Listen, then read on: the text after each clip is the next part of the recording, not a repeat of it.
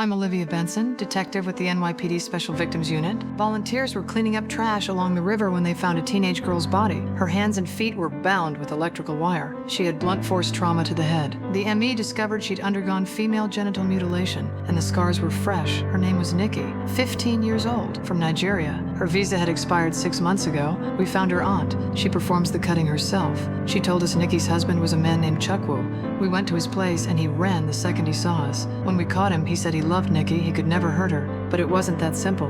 Chukwu was a witness to a murder. He'd ID'd a major Harlem drug dealer named Dennis King. King killed his wife to stop him from testifying. Then King set up a website posting witness information online, turning them into targets. Chukwu's lawyer told us he was a political prisoner in Nigeria, jailed for protesting the government, his left arm crushed. He came to America to survive. He said this place was his last hope. We put his whole family in protective custody. But here's the thing, he had 3 wives. Besides Nikki, there was Sarah and Amani, and 5 kids. Legal in Nigeria, not here. King showed up at the funeral pretending to pay his respects, but he was really there to send a message. Not long after, Amani was attacked at home, left unconscious, and rushed to the hospital. We questioned her outside her room. At first, she wouldn't say who did it. Then we told her about the death threat printed from her own printer, a note saying Chukwu's son Obi would be beaten to death. She finally broke. She said that on the day Nikki died, she heard Sarah and Nikki arguing, then screaming, and Nikki fell down the stairs. Sarah said she'd take her to the hospital. She came back alone an hour later. Sarah threatened Amani, keep quiet or she'd have her deported. This time, when Amani said she wouldn't cover for her anymore, Sarah knocked her out. We arrested Sarah. She admitted to pushing Nikki down the stairs, binding her body with cables, and dumping her in the East River. It wasn't premeditated.